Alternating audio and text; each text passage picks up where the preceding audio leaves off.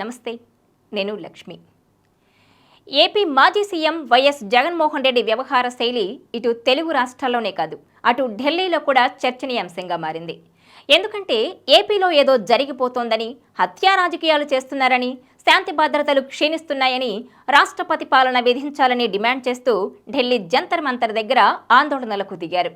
తమ పార్టీ కీలక నేతలతో సహా ధర్నాకు కూర్చున్నారు. అలాగే ఏపీ పరిస్థితులపై వీడియో ప్రజెంటేషన్ కూడా ఇచ్చారు.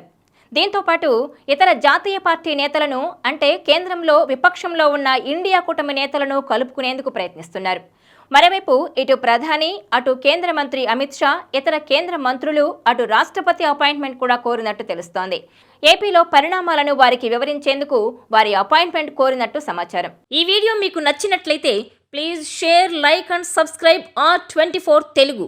అయితే ఏపీలో కూటమి ప్రభుత్వం ఏర్పడ్డాక తమపై దాడులు పెరిగిపోయాయని, వైసీపీ టార్గెట్గా హత్యలు చేస్తున్నారని, అలాగే తమ ఆస్తులను ధ్వంసం చేస్తున్నారని, ఇప్పటికే 30 మందికి పైగా తమ నేతలను, కార్యకర్తలను హతమార్చారని, దీనిపైనే ఇటీవల ఏపీ గవర్నర్ను కూడా కలిసి వినతి పత్రం ఇచ్చారు. అంతేకాకుండా ఇటు ప్రధాని మోదీకి కూడా లేఖ రాశారు.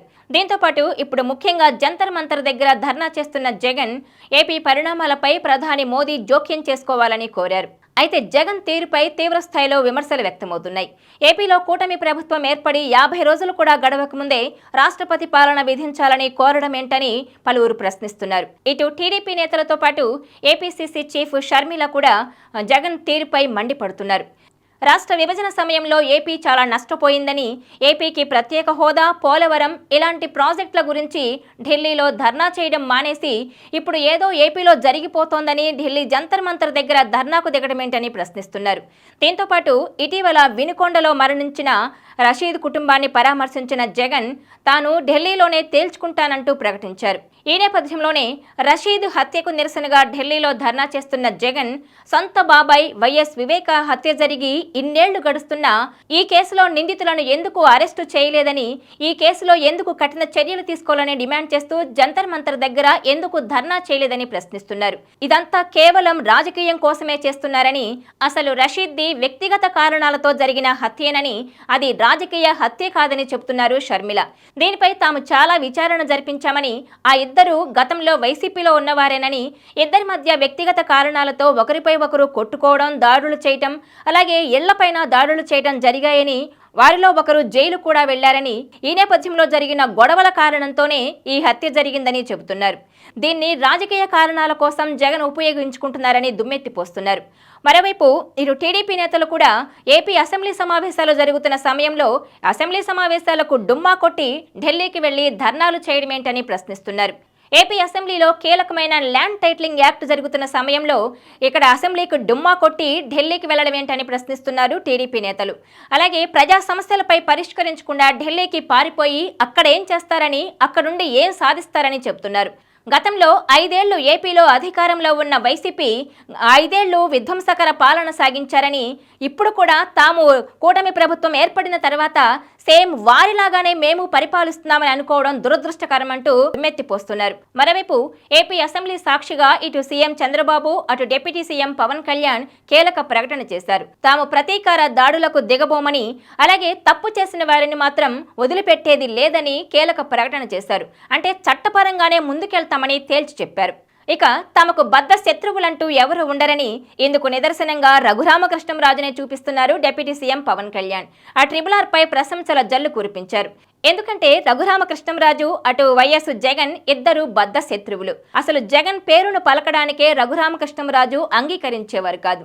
కానీ నిన్న అసెంబ్లీ సమావేశాల మొదటి రోజు అసెంబ్లీకి వచ్చిన జగన్మోహన్ రెడ్డిని ఆప్యాయంగా పలకరించి చేతిలో చేతులు కలిపి హాయ్ జగన్ అంటూ పలకరించారు. రెగ్యులర్గా అసెంబ్లీకి కూడా రావాలంటూ ఆయనకు సూచించారు. దీన్నే ఉదాహరణగా చూపిస్తూ డిప్యూటీ సీఎం పవన్ కళ్యాణ్ కూడా రఘురామకృష్ణంరాజుపై ప్రశంసల జల్లు కురిపించారు. అయితే తప్పు చేసిన వారిని మాత్రం వదిలిపెట్టేది లేదంటూ కీలక ప్రకటన చేశారు సీఎం చంద్రబాబు. అటు రుషికొండ ప్యాలెస్, ఇటు సొంత బాబాయ్ వైఎస్ వివేకాను ఎవరు హతమార్చారో దాని అంతు కూడా తేలుస్తామంటూ నిందితులను వదిలిపెట్టేది లేదని కీలక ప్రకటన చేశారు. మరోవైపు జగన్ ఢిల్లీకి వెళ్లిన సమయంలోనే అటు పార్లమెంట్ సాక్షిగా కీలక ప్రకటన చేశారు కేంద్ర ఆర్థిక శాఖ మంత్రి నిర్మలా సీతారామన్. ఏపీ అభివృద్ధికి తాము కట్టుబడి ఉన్నామని ప్రకటించారు. బడ్జెట్లో కీలక కేటాయింపులు చేశారు. ఏపీ రాజధాని అభివృద్ధికి 15,000 కోట్ల నిధులు కేటాయిస్తున్నట్లు సంచలన ప్రకటన చేశారు.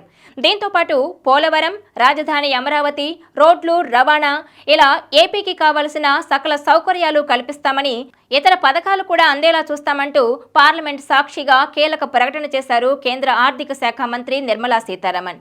ఈ నేపథ్యంలో నిర్మలా సీతారామన్ ప్రకటన జగన్ కు షాక్ ఇచ్చే అంశంగానే చెప్తున్నారు రాజకీయ విశ్లేషకులు. ఎందుకంటే ఏపీ ప్రభుత్వ పాలనను ఎండగట్టాలని, ఏపీలో కూటమి ప్రభుత్వ పాలనను ఢిల్లీ సాక్షిగా జంతర్ మంతర్ వేదికగా ఎండగట్టాలని చూస్తున్న జగన్ కు ఇటు నిర్మలా సీతారామన్ చేసిన ప్రకటన షాక్ ఇచ్చే ప్రకటనగానే చూస్తున్నారు రాజకీయ విశ్లేషకులు. ఎందుకంటే ఏపీ ప్రభుత్వాన్ని బద్నాం చేయాలని జగన్ చూశారని, కానీ ఇటు కేంద్రం కూడా తాము ఏపీ అభివృద్ధికి కట్టుబడి ఉన్నామని, ఏపీ ప్రభుత్వానికి అండగా ఉంటామని ప్రకటన చేయడం ఏపీలో అభివృద్ధి కుంటుపడిందని, ఏపీలో శాంతి భద్రతలు క్షీణించాయని, ఏదో జరిగిపోతోందని, ఏపీలో అభివృద్ధి పనులే జరగడం లేదని, రెడ్ బుక్ రాజకీయాలు నడుస్తున్నాయంటూ ఏపీ ప్రభుత్వ తీరును ఢిల్లీ వేదికగా ఎండగట్టే ప్రయత్నం చేసిన జగన్ కు ఇటు కేంద్రం ప్రకటన ఏపీ అభివృద్ధికి తాము కట్టుబడి ఉంటామని, ఏపీకి నిధులు కేటాయిస్తున్నట్లు చేసిన నిర్మలా సీతారామన్ ప్రకటన జగన్ కు షాక్ ఇస్తుందని అంటున్నారు రాజకీయ విశ్లేషకులు.